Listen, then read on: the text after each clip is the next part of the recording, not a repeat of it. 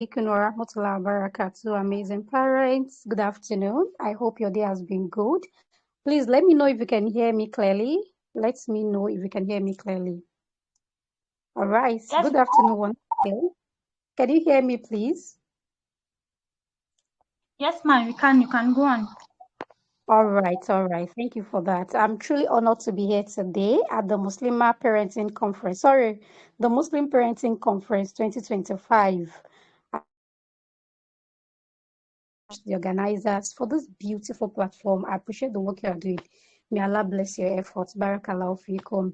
And I really, really appreciate every parent that is here as well. Thank you all for showing up. The fact that you are here already tells me something important about you. And that is that you care deeply about how your children are raised. MashaAllah. Barakallahu fikum. I pray that this session be of great benefit to you. I am Suliat Ayobami Oladipo. I'm a parent coach, I'm an educator, and I'm the founder of Those Parenting Hub, where I support parents to build strong and connected relationship with their children. But more than any title, I'm here as a fellow parent like you, navigating life, navigating the same responsibilities and challenges many of you carry. You see, we're raising children in a very unique time. A time where our children are more exposed than any generation before them. They are more informed, yet they are more confused. They are more connected globally, yet they are often disconnected internally. And in this era, our children are facing new experiences, new pressures. Islamophobia is on the rise in some countries. What am I even saying? It's on the rise in Nigeria at the moment with what is happening in the north. And it can make our children become hesitant to show their identity. And the misbehavior of some miscreants, some of us who claim that they are Muslims and they do all sorts of things. And, and some of them, they say they are doing it in the name of Islam, even though most of them do not really know what Islam says, but they kind of lump us together that, oh, Muslims are this, Muslims are that. That is all we are experiencing in this era, in this century. And this can unfairly reflect on our children, and it can erode their confidence and sense of self. So if our children are not deeply rooted in their religion, these challenges can make them question or even dissociate from the religion. And this is why, more than ever, this is the time you need to be intentional in your parenting. Like there has never been a time when you need to be more intentional than this time. Yes. And if you think what I'm saying is far-fetched, even as adults, have you seen adults that they don't want to wear this identity openly? Even if you ask them, some people will remove their Islamic names. Have you experienced that before? Am I the only one experiencing it? There's some people that they try to hide their identity because of what is going on, the Islamophobia, the terrorism claim, and the likes. They want to hide their identity simply because they don't want to be associated with what some miscreants they are doing, right? So, hello, please. I hope I'm still audible. Yes, Okay, I ma'am. You can can see. go on. All right. Thank you so much, ma. So,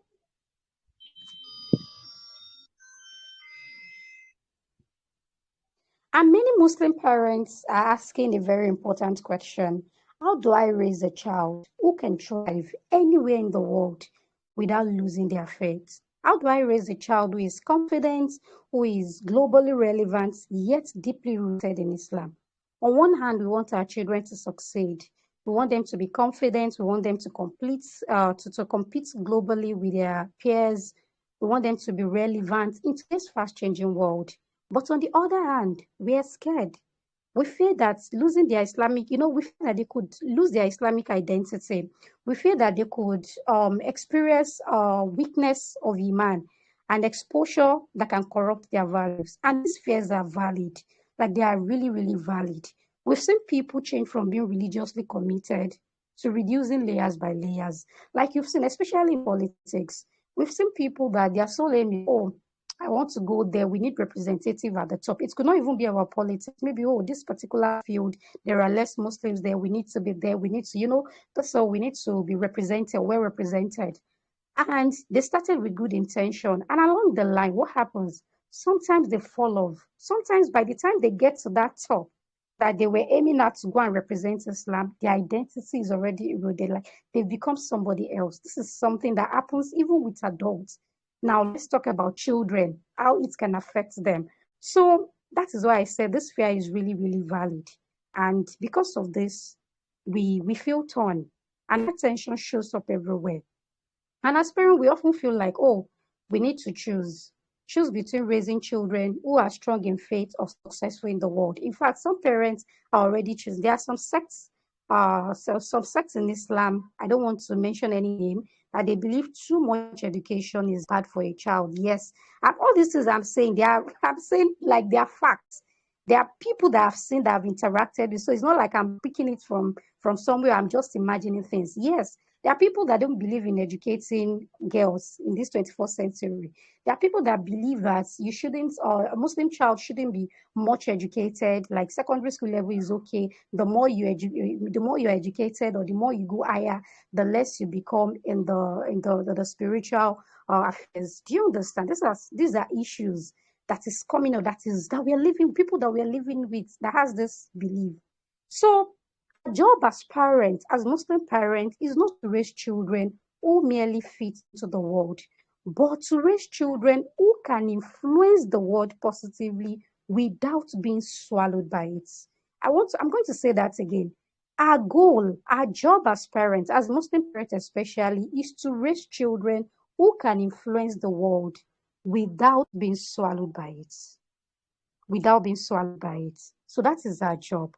So now I want you to let that sink in. Your job as a parent is to raise children who can influence the world without being swallowed by it.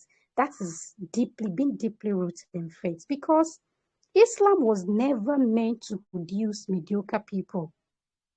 No. Islam guides us to raise purpose-driven humans. And this brings me to something we must address in this session. Because of this fear, somewhere along the line, we've attached faith to mediocrity. We think that being religious, we use religiosity as an excuse for not striving. You will see people, they don't want to strive too much in their business. They don't want to get too much money. Oh, if I do too much, if I put too much attention in my business and I have too much money, it will reduce my piety. Or if I acquire too much degrees, we try to be humble about those things. And that is not even being humble. I think that's the right word is mediocrity. Mediocrity. It is so bad that we have not attached mediocrity to Islam. So we see being religious as an excuse for not striving. And that is one of the things we want to correct in this session. Because if we are not careful, we begin to subconsciously believe that striving for excellence is too dunya focused. The ambition weakens the man, and that wanting more for our children somehow means wanting less of the akhirah. Now, I'm talking to you here that we don't want to subconsciously believe that. But I already said it some minutes ago that some people are living that reality. They already have it at the back of their mind that too much education affects a child. Yes, it is not far-reaching. And those people, what they tell themselves, after akhirah is the goal. The word is not important. I mean, this word, we are created there to serve Allah, right? And as long as my child is religious, that is enough. Islam does not teach us to shrink our potential. No, it teaches us to channel it positively. Allah tells us that we are the best of creation, created in the best form, and appointed as vicegerents. Allah appointed us as vicegerents. He called us Khalifa on earth. So I ask you, how can a religion that calls us vicegerents of Allah on earth produce mediocre humans? People who are not excellent. How? In fact, it's not closely related at all. Islam does not produce mediocre people. It's not even related. It produces people with excellence. We are encouraged to be excellent in whatever we are doing. Whatever you find yourself doing, do it well. And that is why in one of the prominent hadiths, the Prophet recommended that you should continue to seek knowledge from cradle to grave. Why do you need to seek all that knowledge? So that you can be an excellent and impeccable human. So being excellent is not a distraction from religion. Raising your child to be excellent is not a distraction from them being good Muslims. Excellence, in fact, is the foundation. It is an expression of faith. So the issue is that many of us are afraid to stand confidently in the world with our faith. So the reason why some people are saying, oh, I don't want my child to be too dunya focused, they should not be too educated, they should not do this and that, they should not strive for dunya too much, small money is enough, is because I think it is confidence problem. Or people that try to shrink themselves, they find themselves in a community, and because they are limited Muslims, there are not many Muslims there. So because of that, they don't want to identify. I've seen people, you attend conferences like, or programs, programs that is mostly organized by maybe Christians, and you have just a few Muslims. And when you get there, you see your sister, we're siblings, right, in Islam. And you see somebody like maybe using hijab, and you go to them, oh, assalamu alaikum, sis, it's good to meet you here. It's time for Salah to go together. And some of them, they don't want to identify with you. In fact, some of them, they will not respond because they don't want to be seen as that. It is confidence problem. And that's one of the things we want to focus on as parents. Some of us already believe that, oh, if I'm visibly Muslim, people won't take me serious. Go and do away with that silly mindset. If I hold on to my Islamic identity, I won't be accepted. And it will reflect on how you will raise your children and the kind of value you instill in them. Or if I show my values too clearly, I will lose opportunities. I hear this all the time, even in business. If I present myself this way, oh, people will not buy from me. See, let me give you two examples of this. And so one of them, so something happened some years back.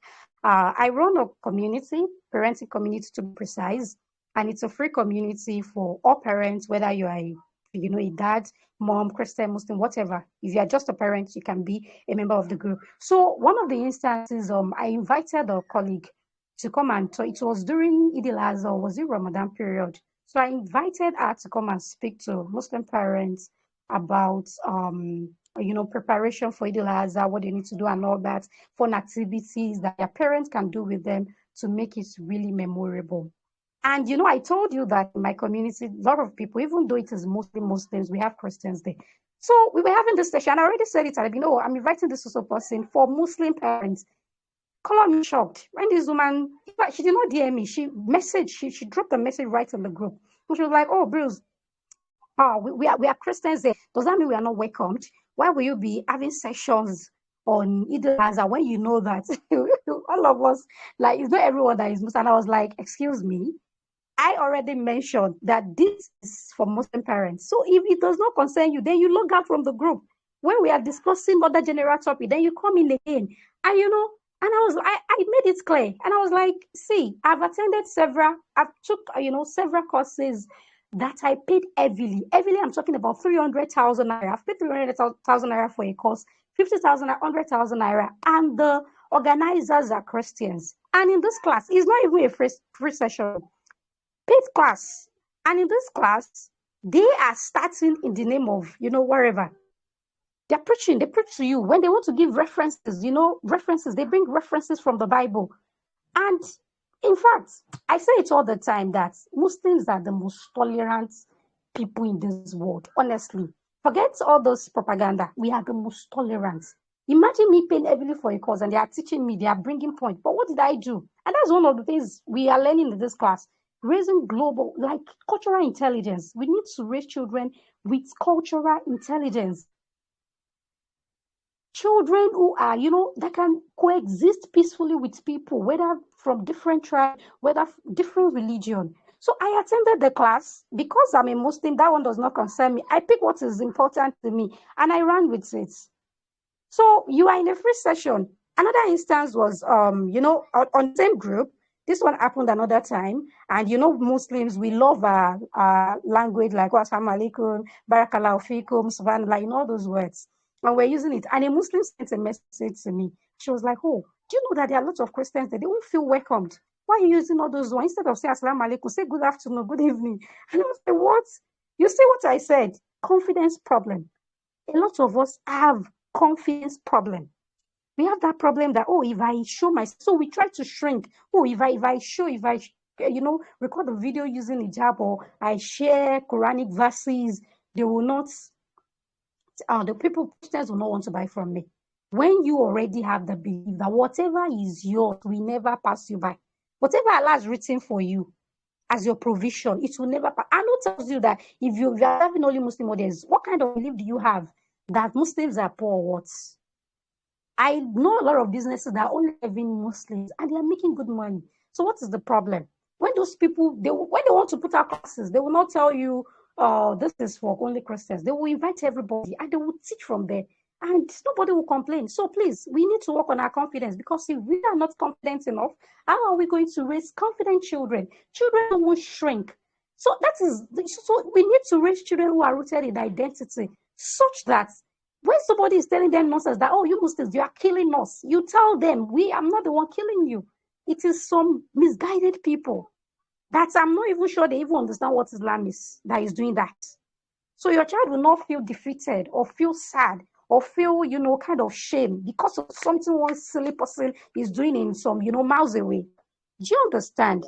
So the thing is, if you are a good person, if you're good, and that is where excellence comes in. If you are good, people will seek you out. Excellence commands respect. I have a colleague, like a friend, or let me say an acquaintance, that is a niqab. She uses niqab and she's a Montessori. You may know her. She's a Montessori expert. Christian schools, they invite her to come and train their staff with her niqab, with her jilbab and everything. If you are good, people will seek you out. This is why you should strive for excellence. Raise your children to be excellent in what they are doing. Yes, because excellence commands respect. And Islam encourages us to be impeccable humans, not mediocre people. Humans are rooted. Humans who are rooted, who are principled, who are competent, who are emotionally intelligent, and able to enter any space without losing themselves. Remember, we are vicegerents on earth. And this is where parenting comes in. We're not meant to raise our children to avoid the world. Like one of my coaches will say, you cannot hide your child in your bedroom forever. They're going to go into the world. They're going to mingle with people. They're going to come across people from diverse backgrounds. The kind of, nurturing that you give them will determine if they will survive when they get there, if they will not lose their identity when they get there. So we are raising children who will enter the world carrying Islam with confidence, competence, and clarity. Children who know who they are. Children who know what they stand for and who they belong to. So as we continue this session, I want you to know that faith was never meant to make you small. Being a conscious Muslim was never meant to make you small. It was never meant to make your children small. It was meant to make us solid. So the goal is not to raise children who escape the world. Oh, I don't want my child to do this. I don't want my child to be in this space. Oh, they will get corrupted. No. You want to raise children who will be able to function in those spaces with strong sense of identity. So excellence is not dunya focus. No. Being excellent in whatever you are doing is not about dunya. It's not dunya focus. It is even amana driven. Because Allah said, you are Khalifa on earth. You are vicegerent. So how can you, created by the best of fashion, how can you play small? How now? How?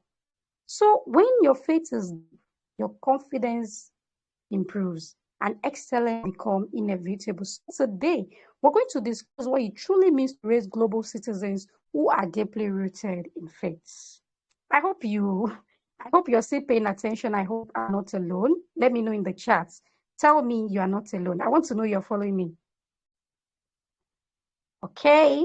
I want to know, is anyone here? Are you following? Give me, I am following in the chats before we continue. All right. Thank you so much, Bint Ahmad.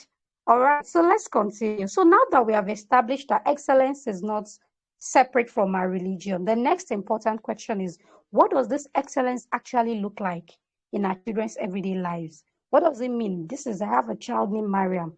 How do I raise Mariam to become an excellent human, impeccable human who can impact our world without losing our identity? What does that mean?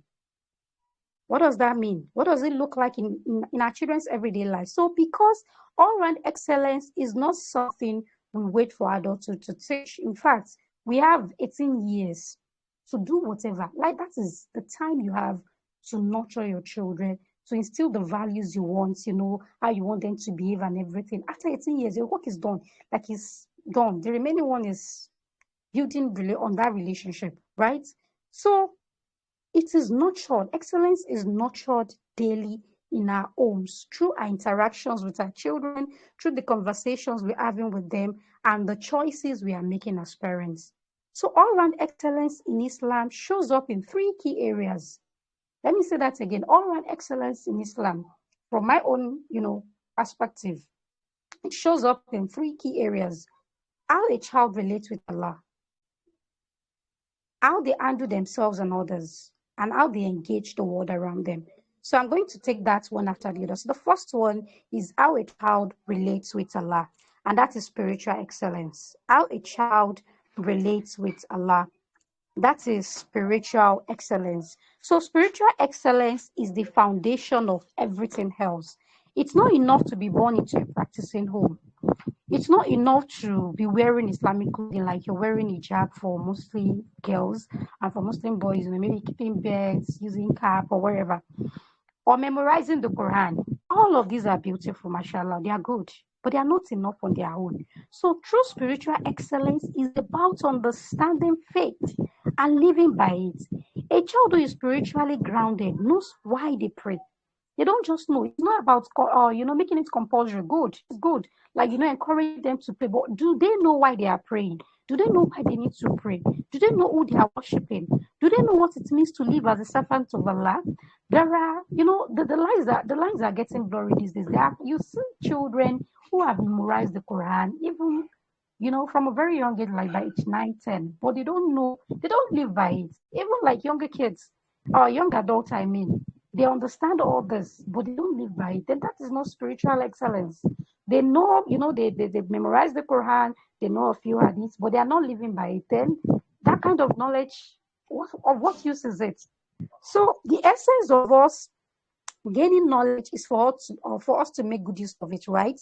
To let it affect, to let it impact our, the way we relate to people, the way we live our life. In short, the way we live our life, to impact it positively. That is the essence of spiritual excellence. So it's not limited to your child, making your child to wear hijab or, enforcing salah on them or other aspects. But your child should be grounded themselves. They know why am I a Muslim? What is expected of me? Why do I need to do this? So their faith becomes something internally motivated, not something imposed on them. And that is why I don't buy the idea of imposing certain dictates on children. So there's some parents that impose certain parts, maybe like they want them to wear long hijabs or use the niqab. And you see people, when you go, a lot of people, I go online these days, and I see people making posts about niqabi dancing on TikTok. Somebody that understands the reason behind using hijab will never. In fact, the person will know they are not supposed to display themselves like that, let alone of dancing. You will see, they likely impose it on the person does not really understand. In fact, what is the meaning of hijab? Go, before the covering itself. So that is why I don't believe in imposing certain things on children. Let them, give them, instead the right values in them, teach them, model it. Let them internalize it by themselves rather than forcing it on them. Right? So it's not about forcing it on them. That is why we must go beyond instruction to connection. We must go beyond instruction, especially the crops of children we are raising today, the Gen Z and Gen Alphas. They are not the kind of children that they are not like us. During that time, your parent will just say, you need to do this. And we will not say anything. And some of us that were even outspoken, if you ask, should be like, are you asking too much questions? I say you should do that because I said so, because I'm your mom or because I'm your dad. Right? Those children we are raised, they will challenge you. And that is why you need to be grounded yourself. You need to know your religion. You need to be grounded. You need to have good relationship with your kids. They should be free. They should be, they should be comfortable with having conversations with you. You don't have conversations. I remember when I was growing up, I used to be like, I still love to read, but I used to be an avid reader. I read a lot. And in the course of reading, I would just come across, I'll borrow books from them. And in the course of reading, I came across some I came across some books that challenged all I have knew as a Muslim. That book was, when I read it, if you are not rooted, you could apostate.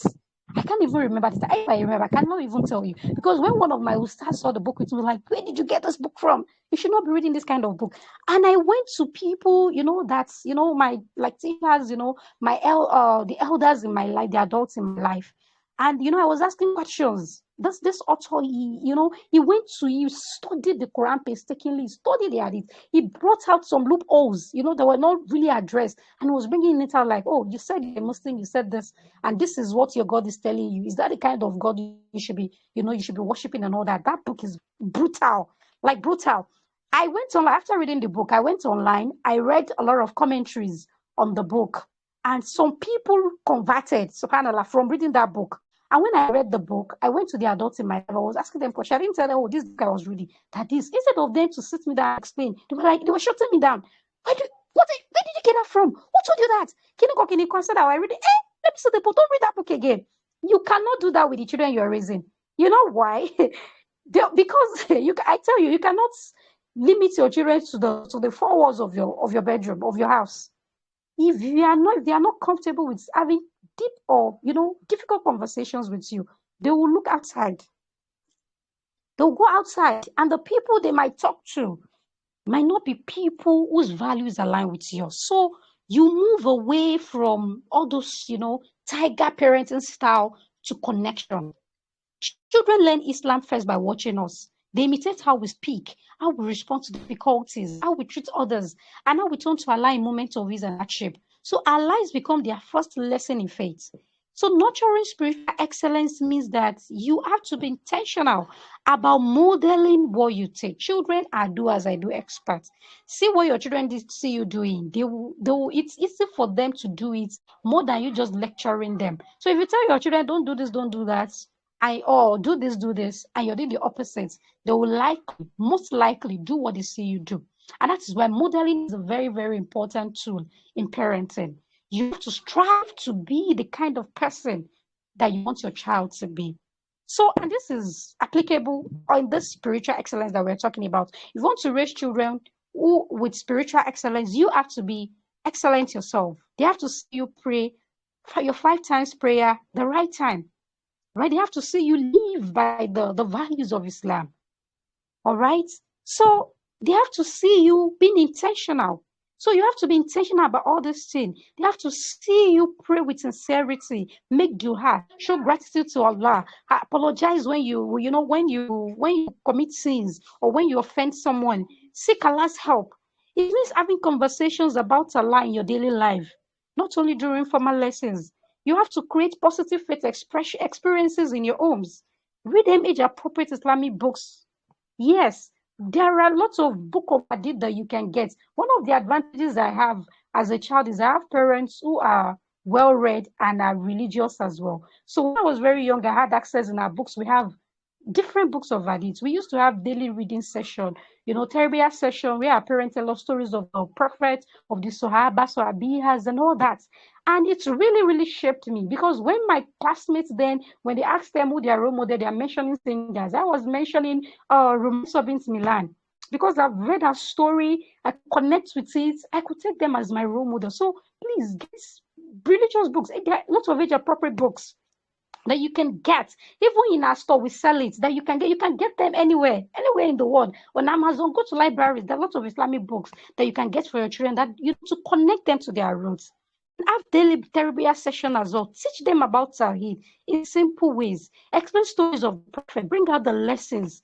Have regular tarbiyah sessions. It's very, very important. If you have the time, let it be daily. If you cannot commit to it daily, it can be 2 times in a week or maybe on weekends alone. But please make sure you're having this in your home. It's very important. Short, meaningful discussions about values and faith. It will help your children build a relationship with Allah that is based on understanding and love, not fear or habits. The thing is, children don't just inherit faith. They absorb it from environments we create. So I ask you, amazing mamas listening to me today, what kind of environments are you creating for your children? What kind of environment are you creating for your children? All right, so the next one, the second part of excellence is how a child handles life, and that is character and emotional excellence. So that's the second area of excellence, right? So Islam does not only care about what your child believes, it cares deeply about who they become, how they treat people, how they respond when things don't go their way, how they manage anger, how they manage disappointments and responsibility. So a child with character and emotional excellence, they learn integrity. They learn how to be patient, how to be empathic with people, accountable. And these are not through lectures alone, but through experience and guidance. So what are the things you can do every day to nurture this excellence, this character and emotional excellence in your children? Teach them emotions. Don't dismiss their emotion. Your child comes to you crying, oh, daddy did not take me. And you, shut up. Are you a small baby? Must your daddy take you? Daddy, don't dismiss them. Oh, you just got there. Don't dismiss their emotions. Allow them to, it's normal. Let them know emotions are normal. Don't suppress it. Teach them how to respond appropriately. Teach them to become emotionally intelligent. Again, you cannot give what you do not have. So if you are not emotionally intelligent yourself, you won't be able to raise a child who is emotionally intelligent. So if emotional intelligence is a problem, take courses. The organizer of this program, Sister Marufa Molola, she has a course on it. Go and take that course. Maybe you should be having it next year. Go and take it. You need knowledge on this journey. All right. So another thing you can do to nurture this in your children is, correcting behavior without shaming and guide them to take responsibility for their actions. And that is positive discipline. You see, you have to learn parenting. Parenting is a skill. It's not something that is acquired because you become a mom. No, you have to learn it just like you learn to drive. So you need to learn, how can you discipline? There's a way you discipline a child the right way that works and that is right and that does not demean a child. Another thing you can do is to allow children to solve small problems. Let your children try and fail. It is part of life. That is how they develop resilience. Let them try and try again. Don't always jump in to solve problems for them. You see your child struggling to button their shirt or the shoelace, and you quickly, oh, let me do it for you. That's not the right way to go about it. If you want your child to be an all-round excellent person, let them learn to solve problems. They model calm, I said it, for whatever I'm going to be teaching you, modeling will be coming out. Model calm under pressure. It's not easy. That is why you need to be emotionally intelligent to solve. Your reactions teach emotional regulation more than whatever lecture you are teaching your child. So when you remain calm, firm, and compassionate, your children learn that emotions are not their enemies. They are signals to being understood and managed. Another thing you want to do is to teach responsibilities. So let your children pick up after themselves. Give them age-appropriate chores. There are chores that you can give, that you can give your children. Even your 3-year-old, there's a chore that they can do. There's a chore. So that is why everyday moments, whether your children or the siblings are fighting, or they make some mistakes at school, or they have some met expectations, or they misbehave, they are all opportunities for you to teach them, to guide them, to nurture them. I say this all the time. If your children do not fight, the siblings, if they do not fight, if they do not misbehave, then they are robots. They are not humans. Because human beings, slips are bound to happen. We're not perfect. Nobody is perfect. You are not perfect. I am not perfect. None of us, your children are not perfect as well. So all those misbehavior that come up, they are opportunities for you to nurture them to become an excellent person. Number three, the third area is the intellectual and global excellence. And that is how a child engages the world. That's the third sphere. How a child engages the world. How your children think, how they communicate, how they show up in the world. So what are the things you can do every day to nurture global and intellectual excellence in your children? Number one, don't shut them down. Don't shut down their curiosity. Children come with curiosity. They are naturally curious. That is why your 2-year-old is putting hands in, dangerous places. They are dragging stuff down. They want to know, if I do this, what will happen? If I drop this, what will happen? If I pour water, what will happen? And that is why if you're a parent of a toddler, you want to child-proof your home. It simply means keep away things that could cause harm to them. The reason why they are doing all those things is not because they want to frustrate you or your child is going to put their hand in the plug or the sockets. It's because they are naturally curious. But unfortunately, through the way we parent them, children lose the curiosity along the line. So all those things that you see, they do from your school age, your preschooler, they open your torchlights, even the toy you bought for them, maybe you buy a car for them, and they try to dismantle it. It is their curiosity at play. It is their curiosity at play. So don't shut down their curiosity, but guide it. Children need space to be themselves. They need space to ask questions. They need to think critically. They need to express their opinions. Then you teach them. I said you should guide it. The fact that I say you should allow them to be curious doesn't mean you allow them to just do whatever they want. No, that's not what I'm saying. You don't want to be permissive. So give them space, but let it be respectful. Let them express their opinions. Let them develop problem-solving skills. I mentioned it earlier on that don't always jump in to solve problems for them. Ask them, how do you think you can solve this? Then you come together, then you help them, make the better choice. So when curiosity is engaged and not shut down, children learn how to think for themselves, not just want to think. A lot of adults today, they cannot make a single decision by themselves. You know why? Because all their lives, some people were making decisions for them. If they want to do something, they will reach out to like 10 people. Please, I want to do this. What do you think I should do? There is nothing wrong with seeking opinions. But when you want to even take a small decision, like you cannot make a small decision by yourself without asking anyone, without seeking opinions from everyone, then there's a problem. And it comes from shutting your children down from a very young age. So let them be curious. That is how they become critical thinkers. Another thing you can do to nurture this excellence in them is to build communication skills at home. Build communication skills at home. Let your children express their opinions. Intentionally teach them communication skills. This is not helping your children develop, learning how to speak clearly, learning how to listen attentively, and engage respectfully with people who are different from them. In fact, how to respect differing opinions. It is part of communication skills. How to, state your points without being defensive, without being offensive, without being disrespectful. Those are the things you want to teach your children. And there are lots of avenues to do that. One of them is having regular family meeting in your home. You could have it every weekend. You could have it maybe the last day of the month. Sit together, discuss about the running of the house. See, when you involve your children in the day-to-day run of the house, they are able to become a part of it and they're able to own the process because they're part of it. So when you want to make decisions, let them involve them. That is how they develop. Another thing you can do, you can create some mini mini presentations in your home, depending on your child's age. For younger kids, if they are able to read by themselves or you are the one still reading to them, as simple as reading a story to them. I do this with my kids a lot. And I tell them, now tell me what you have read. Tell me in your own word, right? Tell me in your own word.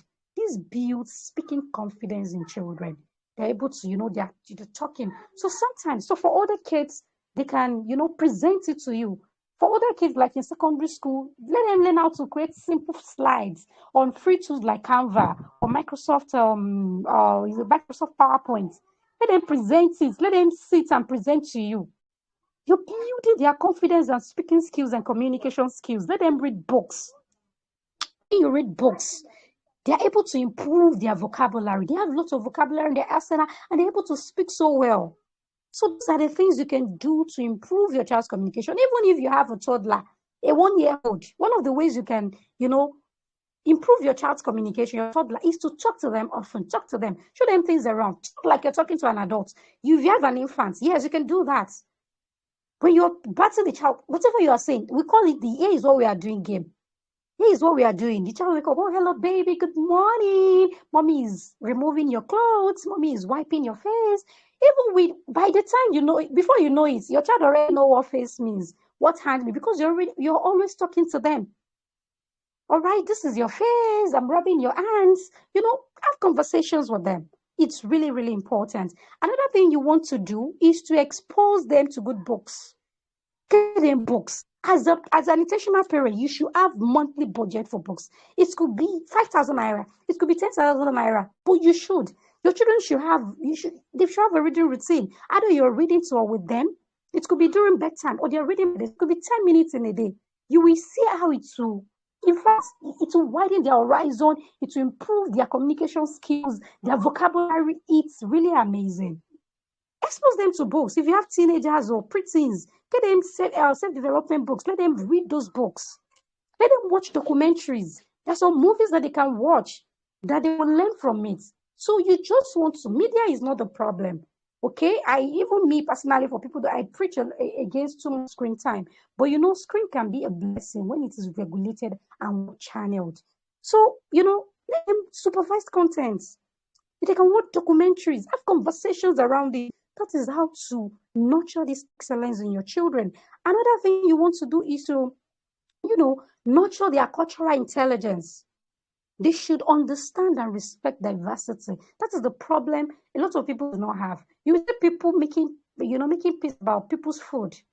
They will say, oh, that amala, it looks like shit. That is a lack of cultural intelligence. You don't talk about things that people owe dear. That is, the particular culture, something they owe dear because it does not appeal to you. You should be respectful of it. And people's religion as well. And that is in Islam. The Prophet told us, be respectful. So cultural intelligence is really, really important. Another one is critical thinking. And that is why I mentioned it when I was explaining curiosity. One of the ways you can, nurture critical thinking in your children is to allow them to be curious, asking them questions when they read a book. Or when you read stories to your younger kids, don't just read. Ask them questions. Relate it to real life. Ask them. Let them imagine they are one of the characters in that book, or even the particular movie or cartoon you watch together. If you were the one, what would you have done better? Do you think what this person did well? That is how to raise children with critical thinking. Get them games, fun games like puzzles. It should be in your home. Get them board games like chess, like Scrabble. It does a lot of benefit to your children. And most importantly, global excellence requires confidence in Islamic identity. So affirm your children, affirm their Islamic identity confidently. Tell them sometimes we are Muslims and we do things this way and we are proud of it. Let them be proud. Affirm them. Let them be proud of their identity. Don't let them shrink. When children are taught to be proud of who they are and what they believe, they do not feel the need to dilute themselves to fit in. And that is what even a lot of adults are struggling with today. They struggle to fit in and they dilute themselves till they have diminished their religious identity to the barest minimum. So your children will learn that excellence and faith can coexist. They can coexist. So when children are spiritually connected, they're emotionally grounded and intellectually prepared, they don't lose their faith in the world. You know what happens? They carry it confidently into the world. And that is what all-round excellence looks like in Islam. Now that we understand what all-round excellence looks like, the next question is, what do we need to shift, or what do we need to begin to do as parents to nurture this kind of child? Because excellence does not grow by accident. Nothing in this life comes by accident. Success does not come by accident. You have to put in the effort. So the reason why you are on this live session today, or you're catching the replay, is for you to know that all these things, children don't develop them by accident. It grows when parents are intentional about how they, relate to their children and how they nurture this in them. So I want to share a few key parenting shifts that can make a powerful difference in your parenting journey today. And the shift number one is from control to connection. I want you to shift from control to connection. Many of us were raised in systems, in homes, where parenting was about control. Everything is about obedience, silence, and compliance. You must comply. You don't even have a voice. You cannot even say, oh, please, mommy, oh, please, daddy, I cannot do this. Can I not do this now? They'll be like, no, you have to do it. The kind of military parenting style. So, but children do not internalize values through control. And the bad side of raising children like this, using too much control, wanting them to comply without reason, is that you are likely going to raise hypocrites. Children who are hypocritical. Children who will do the right thing when you're there. But the moment you are not there, they do something else because it is not internalized.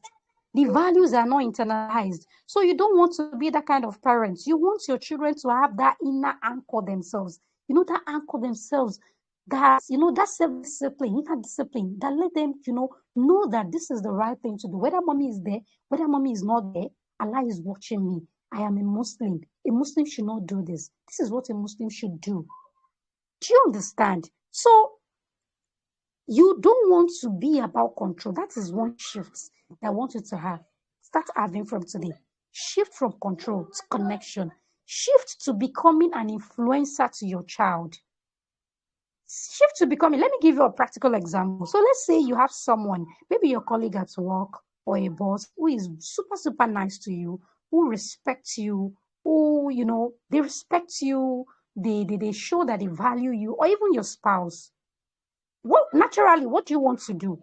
Tell me in the chat box. You have someone, they are very respectful of you, they show that they love you, or they like you, they are respectful, all that. They seek, what do you want to do? Tell me in the chat. What do you want to do? How do you relate with them? How do you relate? Somebody that is so nice to you. How will you relate? Tell me in the chat. How will you relate with that person? What will you want to do? I can see some people typing. How will you want to relate with them?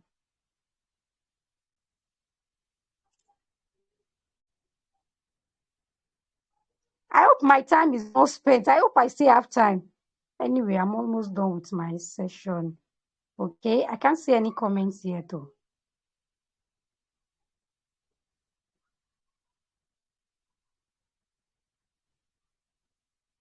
Okay, thank you so much, Bint Ahmad. She said, I will reciprocate the same kind of demeanor to them. Mrs. Fatima says, I will always want to talk to the person. I want to share my feelings with them. Amazing. Thank you so much for that beautiful, beautiful contribution. That is it. It is law of reciprocity. When somebody is kind to you, when somebody show that they respect you, they value you, you want to reciprocate. You want to be in their good books. You don't want to do something that will make them feel bad. That is why some of us, we have Olubawi. There's some people that when I post some things, they will come to my post, oh yeah, remove that thing. That thing is not good. It's not befitting of you. And I will not think twice before I bring that post down, before I, do what they ask me to do. It is influence. And that is the shift I want you to have. Shift to becoming an influencer to your parents. The things that control cannot do, influence will do it for you. Most of us here now, what am I saying? All of us here, we are adults. We are parents in our own rights. There are some things that we want to do, and we think that, if my mom should know about this, or if my dad should know about this, they won't really like it. And because we respect them, we will not do it. Is it because they're going to beat us? Of course not. Our parents, they have done they can, there is no, if I want to do so, there's nothing my mom can do to me or my dad, because I'm an adult, right? But the reason I don't do that is because I respect them. So when you have influence on your child, when you are connected with them, when you have influence, they naturally want to please you. That is why connection. I love how my mentor, Professor Laura Markham, Dr. Laura Markham, she said, parenting is 80% of connection and 20% of guidance. See, if you get your connection right, half of your parenting problem is solved. You know why? Connection is the major reason why children misbehave. One of the major reasons. They want attention. So when they are connected with you, the remaining other parts, why they do not listen to you, is because they are humans, they are grown up. They have not developed certain skills to behave the way you want them to behave. But if you are well connected to them, they want to please you. Children always want to please us. They want to please you. So when you are connected with them, they naturally want to do what you like.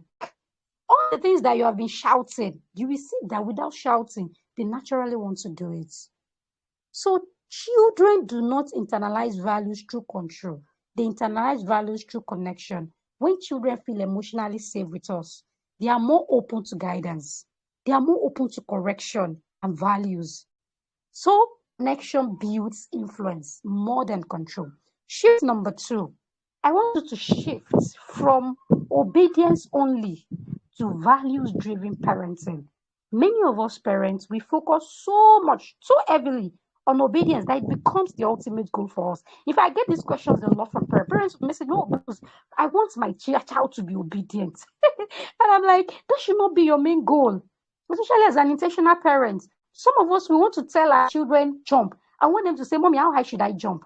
If you want to raise children who can hold their own, who can, who are expressive, who can defend themselves, who can, rule their world, they will not be obedient to you 100%. Obedience is not bad, it's good, but blind obedience is bad.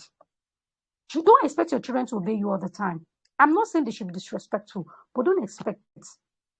Let them challenge you. That is how to challenge. That is how they learn to challenge. But they should do it respectfully. When you say they should do something, they should have the right to say, "Oh, mommy, please, can we do it this way? Can you give me a few minutes to finish what I'm doing?" Make peace with that.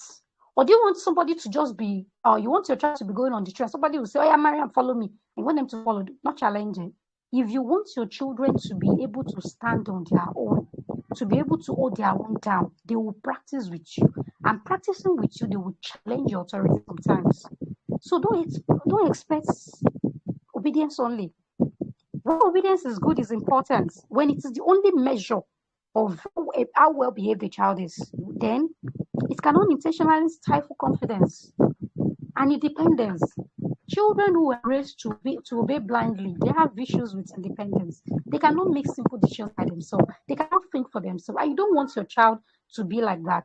No, you don't want your child to be in that place. So children, they may learn to follow instructions, but they remain ill-prepared to navigate the world on their own. And there will come a stage when your children, when you will not be with them, you won't be with them, right? Maybe when they gain admission into the university, when they grow up and leave your home, they need to make decisions by themselves, and it starts from now. So instead, I want you to shift. I want you to have that shift towards teaching them values instead, not just compliance. When children internalize values like honesty, responsibility, respect, self-control, they develop an internal compass by themselves. So all the obedience that you are looking for, it becomes natural because you're already instill that value of respect. And part of respect is respect for authority, respect for your parents, respect for people's spaces. So if your child already internalized respect, why will not antagonize you, right? So it becomes natural. So I want you to shift from obedience only to value-driven parenting. So tell me, do you have values? Do you have values that is central in your home? Do you have values that you're intentionally teaching your children? If you don't, start today, right? You really need it. Start today. The reason why some of our parents will tell us when we're gaining admission, we're going to university is, they will sit you down and tell you, mom, any don't show.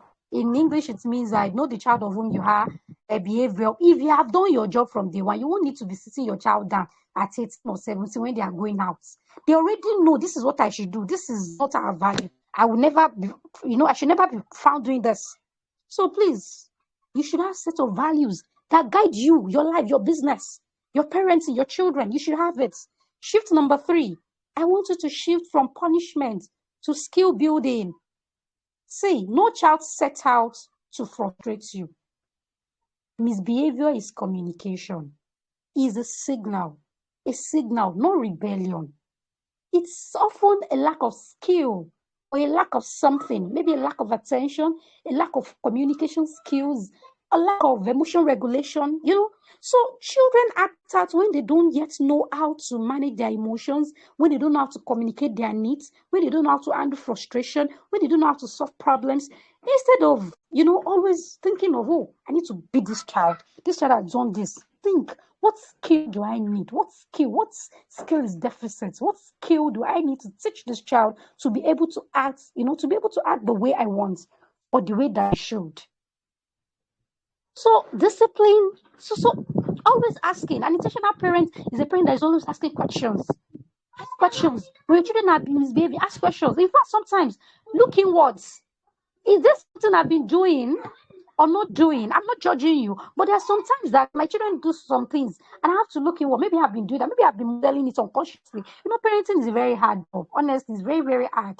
Right? And I talk about modeling, and nobody is perfect 100%. So there are some things you may be doing that you don't even pay attention. Your child is already picking it from you.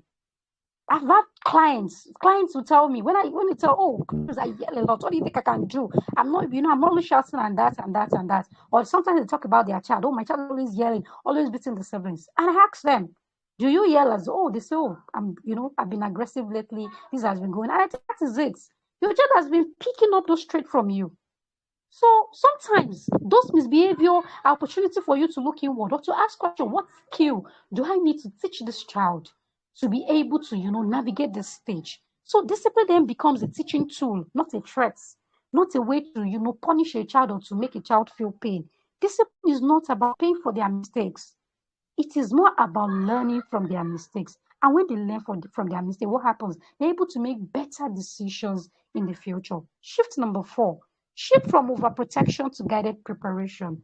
Some of us are helicopter parents. We're always hovering around our children. Always hovering around. Always hovering around. Oh, I don't want my children to suffer. I don't want them to go through what I went through. My children cannot even go to the next one because society is now, we now live in a, in a very dangerous snake will now bite my we're just too scared. There's high rise of kidnappings.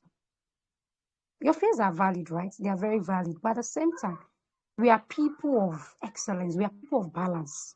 So many of us, we try to protect our children by shielding them from the world. And like I said, you cannot raise your child just in the 4 walls of your home. Whether you like it or not, they will go out one day. And there's nothing you can do about that. And when they go out, what happens? You have to equip them with the right skills so that they can navigate that phase. Do you understand? So the solution is not to shield your parents or your children, overprotect them. Islam does not teach us to hide our children. We are people of excellence. Like I said, we are Vicegerents. So what do Vicegerents do? What are we supposed to do as Muslims? We should prepare. Even when the prophets recommended, the prophets, told the Sahaba, tie your camel. Tie your camel before anything. Don't say, Allah will do it. Allah will protect it. Tie it first. Part of tying it is being prepared. So this means you should guide your children through conversation, through intentional parenting, through nurturing, through exposure in the appropriate ways. Let your children be exposed. When I say exposed, not in a negative light. A lot of Muslim children are naive. Oh my goodness, they're so naive. There's some sad things that are really happening these days. Like there was a time I traveled home to my parents' home, to my hometown, and I heard the news of a teenager that got pregnant. The mom, the parents are Alusuna, Nicobites, Alusuna religious. This child was using cape. When they asked her, she had this, once, and she got pregnant. That is naivety. A lot of our children are so naive. You need to give them the right amount of exposure. Positive one. Don't always, don't overprotect them. Let them be exposed. Most of those children that were raised in the street, they are very smart. You will hardly see them fall into that. They know how to protect themselves from all that. They know. So don't stop raising naive children. Stop overprotect. Stop hovering around your child. Give them a certain level of independence. Age-appropriate independence. Prepare them for the world. They will go out one day. Guide them. Expose them. Instead of avoiding everything unfamiliar, we teach them how to filter teach them the discernment skills, how to discern, how to be very alert. If I get to this place, what is this dangerous? How do I approach people? Those are the things you need, the right amount of exposure you need to give to your children. Take them, travel to interesting places. Take them to parks. Let them, let them communicate with their peers. Let them know how to, make friends, how to navigate situations. Don't just put them in your home all the time and say you are shielded that they will go out one day. So you need to be intentional about this. Children who are guided through the world are stronger than those kept away from it. Let me say that again. Children who are guided through the world, they are stronger than those kept away from it. So parents, we have covered a lot today, from understanding that excellence is a part of our religion to exploring different areas of excellence we can nurture in our children, and finally, practical shifts we can make in our parenting every day. I truly hope this session has been of good benefit to you and has given you clarity and inspiration to parent with intention and raise children with all-round excellence. Thank you so much for staying with till the end. May Allah bless your efforts. May Allah make it beneficial to you. May He use this parenting journey for you, and may it make your children a source of pride and benefit to you in this world and the hereafter. And with this, we have come to the end of this session. So tell me in the comments, What is the one insight from today's session that will change how you parent starting from tomorrow? In fact, not tomorrow, starting from today, the moment you get off this life, what is that shift? What is that insight that you start using? What is the shift you feel inspired to focus on first? Out of all the 4 shifts I've mentioned, shift from overprotection to guided preparation, shift from punishment to skill building, shift from obedience only to values-driven parenting, shift from control to connection. Which one? Tell me in the chat and tell me what you're taking away from today's session. Again, thank you so much for being here today. And thank you, a big thank you to the organizer, the admins, and everybody that's made this conference come to fruition. Jazakumullah khairan. So if you have any question, you're free to drop it in the chat. If you have, so tell me. Ameen. Thank you so much for that wonderful explanation. I'm sure we all learned a lot from what you've said, and I picked to remind us on some. You said the all-round excellence in Islam, it shows up in 3 key areas. Number one, how we relate with Allah. You said that is the spiritual. You said number 2, it is how a child handles life. That is the character and the emotional excellence. It is who they become, how they manage things, responsibilities, integrity. Then the number 3, you said the global and intellectual excellence. That is how a child engages the world, how the child presents himself outside the 4 walls of his house. And then you gave the parenting shift. You said connection, we should be connected to our children. Connection makes the children to be more obedient to whatever we say to them, whatever we ask them to do. We don't need to be strict parents, because strict parenting can make them develop different characters when they go out there, when we are not there with them. You said we shouldn't shut our children out. Our children are naturally curious. We are very, very curious. I'm also a child. We always want to know why things happen, how they happen, why they happen, as they happen. And then when our parents shut us out, when we ask questions and they are like, oh, I don't want to listen to you. Oh, you ask too much questions. We tend to lose interest in some things. Even if we want to ask them, we'll be scared.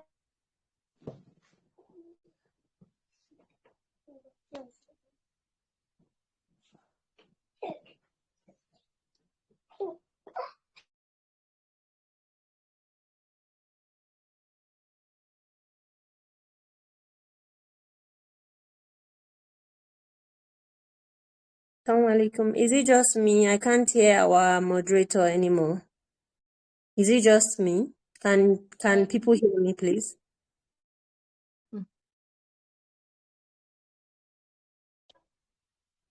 Okay, it's the same thing for you. Okay, so I will just carry on now before she comes back. I guess she's having a network glitch. Naam Jazakumullahu khairan. Thank you so much, Coach Celia Toladipo. Thank you for that amazing lecture. And to Sister Fatima also, thank you so much. I think we have a question. I want to be intentional with my kids, subhanAllah. I'm not emotionally upright at all. Please, how do I navigate this? I think that's a question for you, Coach. It says that how can she navigate this? She wants to be intentional and she wants to be emotionally upright. So I will just leave you to answer the question. Please go on, ma'am.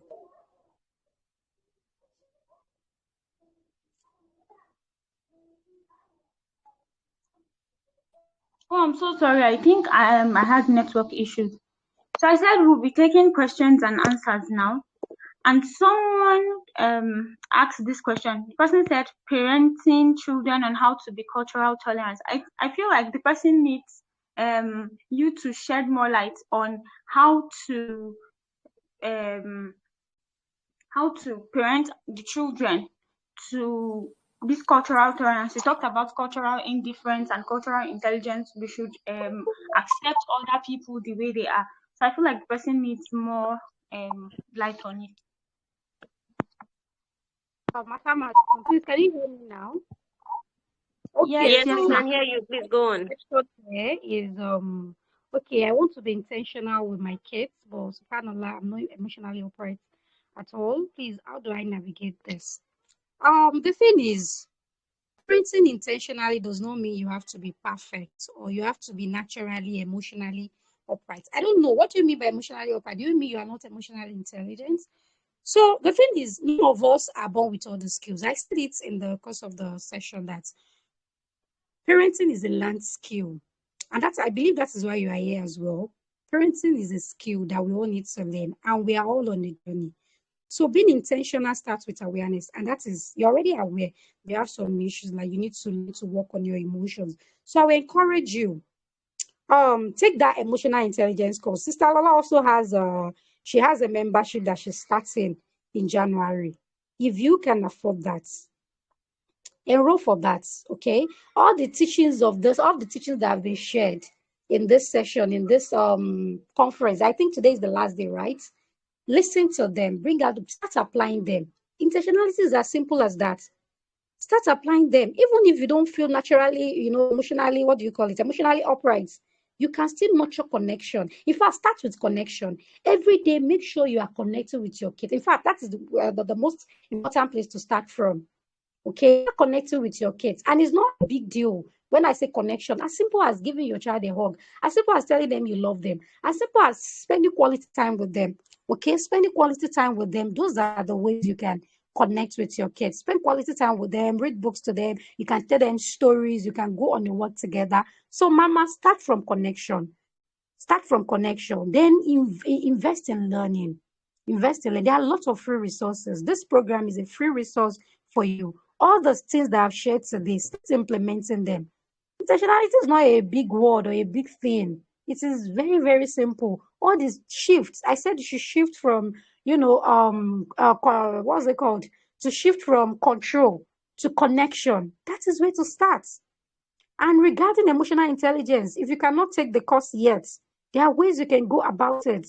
Start by observing. Notice how your child reacts in different situations. You don't need to fix everything immediately. Model small acts of empathy. When you see them, maybe they are crying, show empathy, compassion to them. Be consistent. There's a particular thing, like the connection I gave you as an example, that you should start from connection. Be consistent with it. If it is 5 minutes that you want to be spending per day with a child, be consistent with it. You will start seeing changes.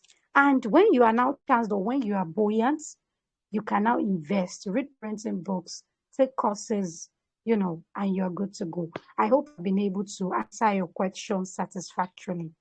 I hope that.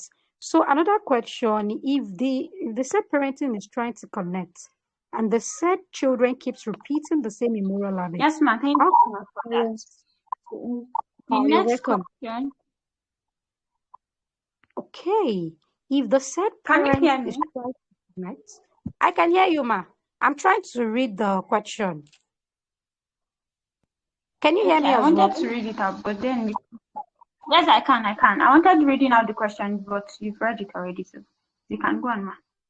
Okay, so the question is, if the said parent is trying to connect and the said children keeps repeating the same immoral habit, how can the parent maintain the connection and not control? What I would say is keep connecting. It may seem bad, and it's something I've experienced. I run a community and I'll give my, parent tools, connection tools to do with their kids. And they will tell me, bros, I cannot do it. This child messed up today. I don't even feel good, connecting with the child. I'll tell the child, keep connecting. It may not be easy, but keep connecting. And that is where, what's it called? Unconditional love comes in. Unconditional love is one thing that a lot of us, for all of us parents, I want us to have it. It may not be easy, but unconditional love is very important. And what does it mean? It is you loving your child regardless of their behavior, regardless of whatever they do, being able to separate your child from the misbehavior. The child is not the bad child. The behavior is bad. So you don't want to throw the baby with the bathwater, right? That's the saying. You don't want to throw the baby. You have to learn to separate the misbehavior from your child. The child is misbehaving. What is the particular misbehavior? Well, maybe they are, what do you say they can do? Okay, immoral habits. Then that is what you need to work on. Your child is not a bad person. Continue to connect. Continue to be that kind of influence in your child's life. Do you get? And with time, they will be able to, you'll be able to correct the misbehavior. So regarding the misbehavior, let me see the question again. So again, when I say you should connect with your kids or be a person of influence, I don't mean you should be permissive. And that is the wrong myth that a lot of people have about positive parenting. They think we are telling them to be permissive and to raise spoiled children. In fact, that is a disservice to your child. Connecting with your child does not mean you should be permissive. You can stay connected while setting firm boundaries with them. Do you understand? So connection is you being emotionally safe and, influencing your child, being a person of influence. It doesn't mean you should ignore consequence. So if your child does something wrong, give them the appropriate consequence. You can start by having rules. What is that thing they are doing? Maybe the child is always beating the sibling. You can have in our house, we don't beat people, right? And there is the consequence. If you fight with your sibling or you beat your sibling, maybe the consequences are you're going to write, I will not eat my brother again 20 times.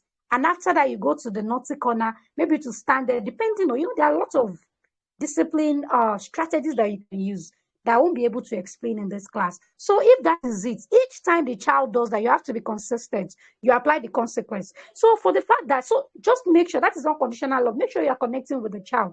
But that doesn't mean you should not correct the misbehavior. So we have to learn to separate issues. Separate your child from the misbehavior. The misbehavior is the problem. The moral acts that the child is exhibiting is the problem, not your child. So you now want to do, you can reach out to any of them. You can reach out to me with a particular, you can reach out to Sister Marufa or, or any of the speakers to talk about how you can deal with the particular immoral behavior that the child is putting on. So I hope I've been able to answer that question. Okay, so another question, you said children are naturally curious, but there are some things that are not just right for them to be exposed to at that time in their life. How do one explain this to them so that they do not feel like they are being neglected? Like, for what example, and what's the age of the child? So when I say children are naturally curious, I mentioned that there should be boundaries. Do you get? I said it that you should channel it. That channeling it is the boundary. So whatever I say, it doesn't mean you should allow your children to to do whatever they want. No, that's not what I'm saying. Channel it. If the child in question is a toddler, I mentioned child proving your home. So if you know that your child, there was a time in my parenting journey that my children, they love playing with water a lot. They will just spill water all over the house and the house will be messy. They went to the bathroom. They could carry water from the bathroom. There was a day I was, I was not feeling good. I was ill. And I went to relax in my room. They were in the sitting room. By the time I woke up, my house was upside down. They went to the bathroom. They poured, water all over the place. My daughter, when I think she was 2 years old then, she went to the kitchen and poured salt, a bowl of salt, in my freshly made stew. Because she used to stay with me in the kitchen. She see me doing that. And she wanted to replicate what she see me doing. So what did I do? I started locking my kitchen. And I started putting the salt in a very high place where our hand cannot reach. That is child-proofing your home. When I know that they're always entering the bathroom, I started locking it. I'll lock it and, put something so that they will not have access to it. When my son was young and was always touching the plugs, we raised it. We have to put a nail on the wall and hang it so the hand cannot reach it. That is for younger children. For older children, there should be boundaries. For the fact that you should allow curiosity does not mean that they should spoil stuff. So you can give them, channel it the right way. If your child loves to play, one of my children is a dominant kinesthetic learner. And this group of children, they love to play with stuff. They love to do stuff with their hand. I didn't know before. He was always spoiling it. Tapara, torchlight to dismantle it. It will spoil it. But when I get to know his learning style, you know what I did? I started buying hands-on toys for him. I bought lots of puzzles. I bought building blocks, building pipes. So that is me channeling that curiosity. He wanted to see what is happening. So I started buying all those hands-on toys, games for him. Do you understand? So it doesn't mean, so when your child is mature enough to know that if I spoil this thing, let them know. The first time they spoil it, don't punish the child because they probably do not know. Now tell them, this thing, you are not meant to touch it. If you touch it next time, you are going to pay for it. I do it with my kids. If you lost your pencil or you lost your pen, if you get lost, you're going to use maybe your snack money, because snacks is not compulsory, right? It's a privilege. It's not that every child is supposed to take snacks. So if you spoil something, that's what they do. Either somebody dashed their money and they kept it with me, or maybe their snack money till it's complete. Do you see that? So you can connect with your child. You can allow them to be curious while maintaining boundary. So I hope I've been able to answer your question. Is there any other question? How to train children that are proven stubborn without necessarily using cane or harsh words? How to train children that are proven stubborn? How do you mean proven stubborn without necessarily? So there are lots of positive disciplines, for positive discipline strategy that you can use aside using cane, but we won't be able to talk about them here. And one of them is conversation. Yes, but there's a way to have conversation. There's a way to speak to the heart of your child. Then I said it that every behavior is communication. That child that is acting stubborn, what scenario, what led to that? Could it be that the child is hungry?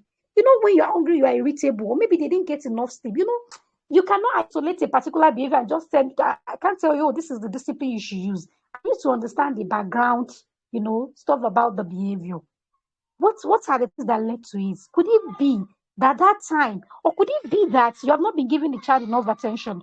Could it be that you have not been giving the child right dose of power? See, every day there are two buckets that you need to fill for your children. In fact, that's the major reason why children act out or prove stubborn. The first one is attention buckets. You need to deposit emotional connection. You need to connect emotionally with your children, and that is connecting with them every day.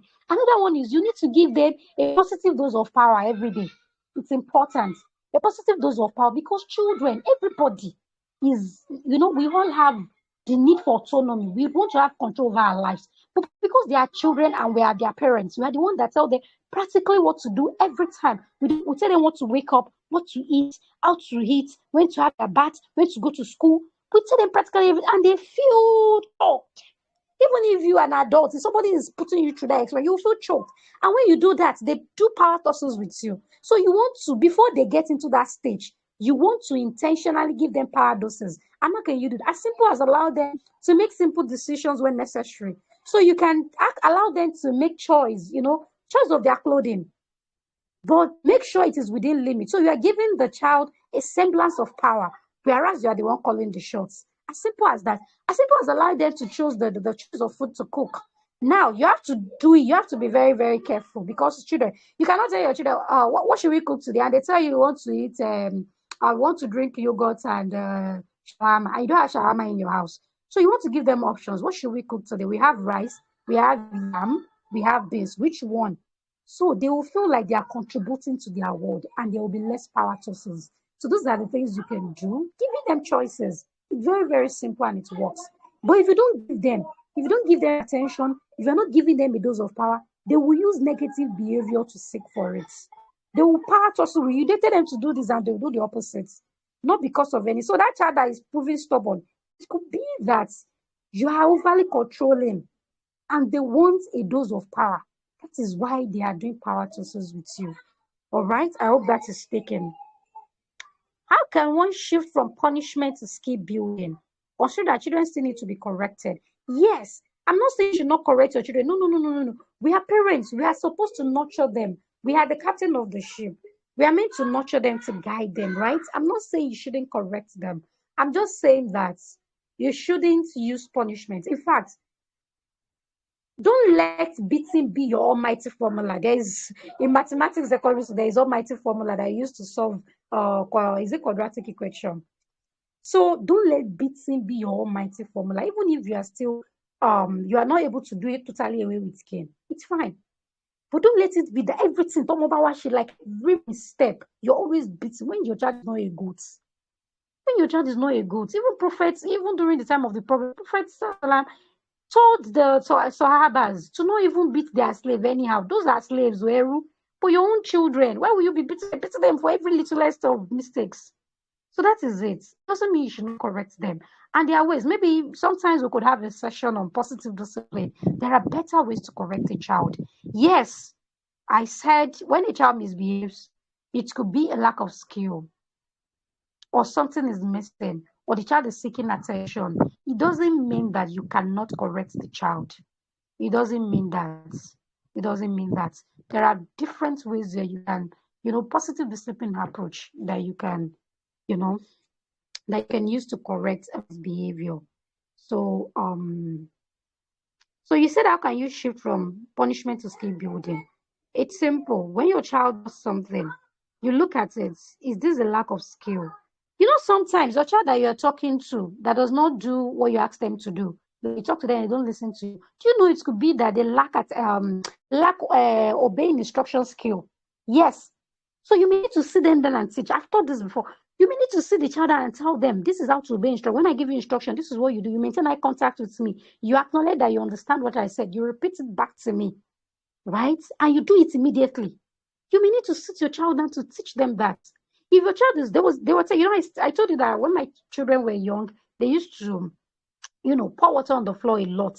And they'll just leave it there and in school. I called them, I had a meeting, I sat all of them down. And I told them that, see, when you pour water on the floor like this, apart from the fact that the house will be rough, it is very dangerous. If somebody slip on you, you could get injured, you could, fall and all that. So what should you do when you pour water, whether mistakenly? In fact, it's not good to deliberately pour water on the tiles. But if it accidentally happens, what should you do?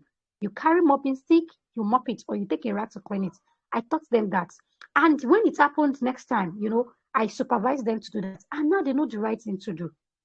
There was a day I was busy in another room and they poured water they poured like a bucket of water in our dining area. I did not shout. I did not do anything. I asked them, what do you need to do? They said, we need to mop it. They started mopping. They started crying, Mommy, it's too much. You cannot mop it. I told them, when you were pouring it, you did not know that it's too much. I stood my ground.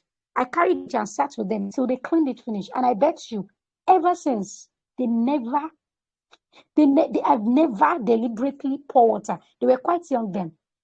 So that is skill building. To be able to, you let them know, this is why you should not do this. This is what happens when you do it. And this is how to correct it. That is as simple as that. So imagine if I did not use positive discipline and I just beat the child. Why do you pour water? You're very silly. And you beat the child and I take my stick and clean it. Did I teach the child any lesson? Absolutely not. Do you understand? So that is it. So you ask yourself, what is the So start being intentional from today onward. When the child misbehaves or does something, look at it. Why is this child doing this? Is this child tired? Is he grumpy? Maybe he's lacking sleep and that is why he's irritable. Is he asking for more attention? Is there a skill I need to teach my child? Maybe you need to teach your child emotional intelligence. There are some children, when their sibling take this thing, for example, a toy, and instead of, using their words, the child just grab it and maybe hit the child, give me my toy, and he grab it. There is a skill problem, and that is effective communication. Do you see that? So when you are very observant, you will know the skill that your child is lacking, and you need to commit to learning yourself. You need to commit to learning. So I hope I've been able to answer that. Is there any other question?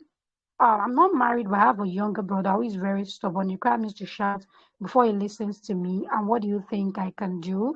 The thing about shouting is that most of us, because of the way we've been communicating with our kids, so you have already wired their brain to listen to you when you shout. That is it. You have wired their brain. So when you say, Ahmad, go and do this, your child is hearing, turning. Ahmad, you raise your voice again. By the time you raise, he's like, my auntie is saying something. No, they're not listening to you. So what you need to do is to recalibrate. You need to rewire their brain. That is it. That's the amazing thing about brain science. You cannot do it. So you now call their attention. You say it once, call their attention, then you go to consequence. You remind once, then you go to consequence. And when you do this, make sure you are not yelling. Your child will recalibrate and they'll start doing the right thing. Okay? I think I've been able to answer all the questions, right? I can't see any other question. Did I miss anyone? Did I miss anyone? Yes, that is the last question on the group. Thank you so much, Ma, for the responses you've given to the questions and the explanations. Anyone that has any other question can drop it on the group and we can direct it to the speaker and she's going to answer it another time because we are already running out of time. So the next thing we are going to be doing is the closing remark by the convener in person of Sister Marufa Motola Sister Marufa. Naam, assalamu alaikum warahmatullahi wabarakatuh. Thank you so much, Sister Suliat Oladipo. Thank you for the amazing lecture. Thank you for taking your time to, give responses to the questions. I love to tell people that when you are into something that you love to do, you will do it without even knowing that time is going and time is no longer by your side. And that's how it is. That's how you feel, really. Thank you so much. May Allah not deny you of the reward of all that you have said today. Jazakumullahu khairan jaza. Okay, so quickly, I will go into the closing remark. You see, it's just as if so many people didn't come to the live sessions from the day that we have started. And it looks like today, being the last day, they just want to, bring all of the questions that they were supposed to bring, bit by bit to the speakers that were coming. They want to bring it to Sister Suliat today, right? So, and it's fine. So I'll quickly go to our closing remarks, and while I talk about it, I'll say a few things about some things that we need to do as parents. So first of all, I want to really appreciate everyone that is on this call. Currently, we have about 33 participants, and this is, yes, it's encouraging. Let me say it. Let me put it that way. However, we can still say that compared to the number of people who registered for this program, is not too encouraging. But then, I just want to appreciate everyone who has been here. I was looking at the participants and I was looking at it. I was thinking it was going to diminish at a time, but everyone stood there, and that's what commitment is. So I want to appreciate everyone for being here today and for staying all through. I say Jazakumullahu khairan. What is TMPC without participants? What is TMPC without people coming to listen to the lecturers that we bring? We go all the way to bring lecturers that actually come to speak with us.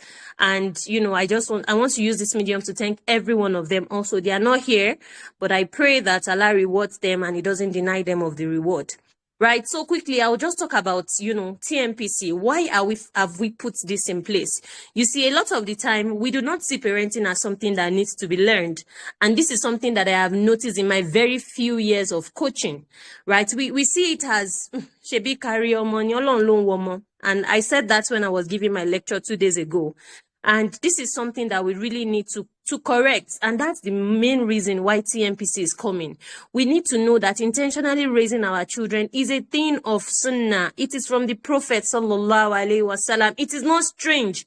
Just like we used to think, or just like we've heard, it's not strange. It is something that actually raises children to become responsible. And that's why we have put this down. And like I said last year also, that TMPC has come to stay, bi'idhnillah. This is something we're going to be doing every year to enlighten parents on how they can intentionally raise their children. And I bet you, if everybody takes parenting seriously, this moral decadence that we have, this immorality that we have, is something that is going to reduce drastically. I bet you this is something that I say, quote me anywhere, I can say it anywhere, right? So let us try as much as possible to take things like this seriously, and we'll see how things are going to change, right? The next thing that I'm going to be talking about is implementation. You see, it's so easy for us to come to sessions and be blown away. And we want to sound like, wow, Sister Suliat spoke so well. She answered the question. Oh my God, she did this, she did that. But then we need to know that being blown away is not what will get us results. All that we have learned from the first speaker up to the fifth speaker, all that we have learned, it is when we implement them, that is when we will get the desired results that we want. This is something we need to know. If we are not implementing all that we have learned, knowledge without implementation is nothing. Knowing something without putting it into practice is nothing. A lot of the time when parents come and talk, they will say, I know that it's not good, but I just have to do it. If you do not implement, you will not get the results that you want. And I'm so glad that, despite the fact that we gave, our coach a limited topic, she tried as much as possible to cover various aspects of parenting. One thing that we need to know is that, you see, this parenting is not something that we'll just get once. It's not a one-time thing. It's not a one conference thing. It's something that we should continue to invest in. And I will tell you why I'm saying this. if we do invest in it, I tell people that if you are not, in that place whereby you are growing because you are raising children, you're not raising your children well. I would appreciate if someone can help me put that in the comment section. If you are not growing as you are raising your children, if you are not becoming a better version of yourself as you are raising your children, you are not parenting well. This is because like she said, that modeling is one thing that is very important, which means that if there's anything at all that you want your children to pick from you, you have to model it. And it's as simple as that. It's not easy. And that's why in the first year of the Muslim Parenting Conference, we spoke about parenting with purpose, refine, reparent, and raise with the Sunnah. We purposely started with that topic. Refine, reparent yourself, because you need to reparent yourself. You see, we have learned so many things, and parenting patterns are reflective. It is what you learned. Like I always say during my session, that, you see, it's just like a curriculum that was given to you by your parents. If you do not take that curriculum, look at it like this and say, I want to sieve the shaft from the grain, you will not be able to pick out the good things and run with it. You will just be doing everything anyhow. And that's why if you're parenting, if you are not growing in the process of raising your children, you are not doing it well enough. So it is important for you to look inside of you. We cannot treat all, and that's why it's important for us to commit to learning. We cannot treat all the topics that has to do with, we're talking about discipline, emotional intelligence, we're talking about raising children who are global citizens, we're talking about raising children who are responsible, we're talking about raising children who are confident, and like that. It's not something that one conference would do for us. And that's why we need to commit to learning. It is important, because if we do not commit to learning, we'll just find ourselves doing anything. And don't forget, just like we have said from the beginning of, this conference, that our children are amana, they are trust. Allah will ask us first how we did when it comes to raising our children, before asking our children how they did towards us. And that's one thing we need to take away. If we're not taking anything away from this session, we need to know that it's something that we need to commit ourselves into. Back then, our parents really tried, and I give it to them. They raised us without even having anything. Knowledge is not as scattered as it is right now. But then we do not have excuses as parents anymore. We don't have any excuse. We can commit to learning. And while we talk, we've spoken about different things already. We need to know that if it is when we implement, that's when we will get results. Without overstretching this, without pulling it too much, we need to understand that when there's something you want to achieve on your journey, when you belong to a community of like-minded people, you would be in that place whereby you pick it. It will just come to you because you have people that you are going towards the same goal. You are going towards the same place. So it's easy for you to journey with them than when you journey alone. And that's where community comes in. And that's why we are opening up sessions for people. We're opening up a community for parents to join, for parents to commit to this thing. When it comes to connection, discipline, everything that is needed when it comes to parenting has been embedded in the curriculum that we're going to be teaching. So commit to learning. One beautiful thing about intentionally raising your children is that it affects you first. It makes you become a better version of yourself first before you now start rubbing off on your children. A lot of the time, it is not our children that actually have problems. Yes, this child is stubborn. This child is this. That child is not stubborn. Let's face the truth. That child is not stubborn. We do not just understand that child. There's so many things to learn. Do you understand how your child learns? Do you understand how your child takes information? Do you understand the personality of your child? There are so many things like that cannot be learned in one day.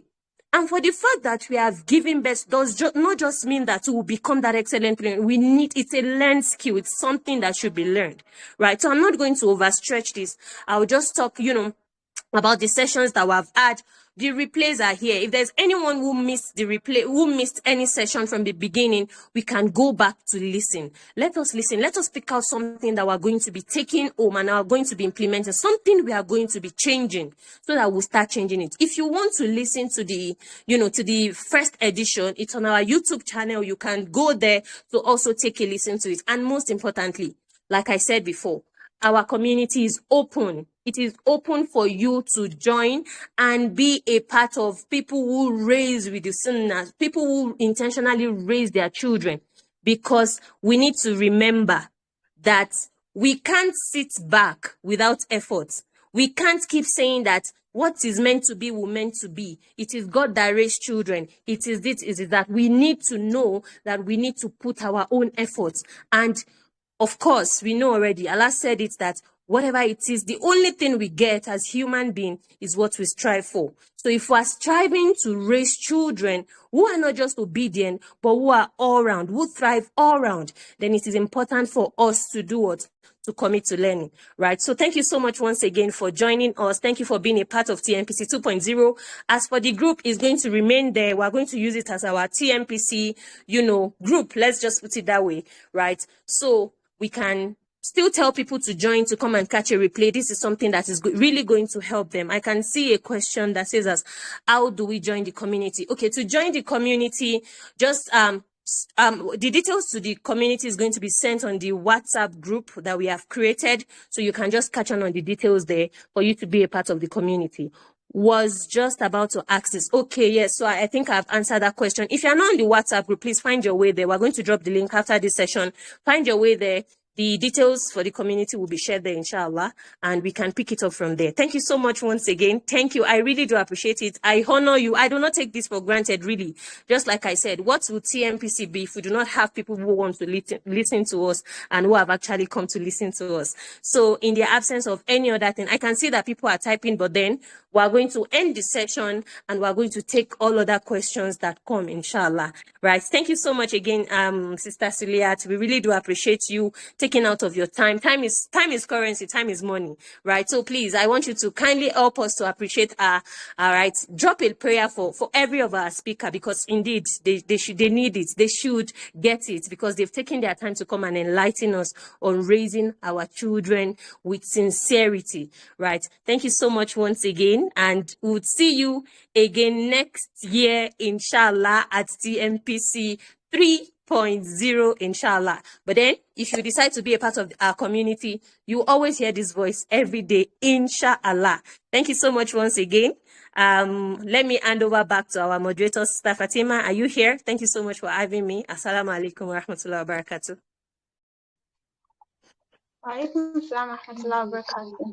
Thank you so much for that wonderful explanation and the enlightenment on the role of TMPC and all of that.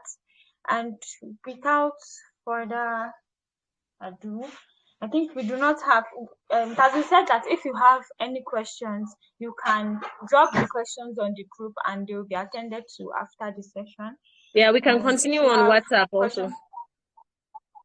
Okay, if you have questions relating to TMPC, to maybe a session, to any topic that you've talked about, you can send the question to the group on WhatsApp too. So we say Jazakumullahu khairan to all the speakers from day 1 to today, day 5. Thank you so much for the knowledge and everything, because most of us know these, but we do not implement them. And then knowing it without implementing it is just like not knowing it at all. So this is like reminding some of us that know most of these things already, and this is like pushing most people to doing what is right. I know that some of us here are not married, some are married without kids, but it is for we that are not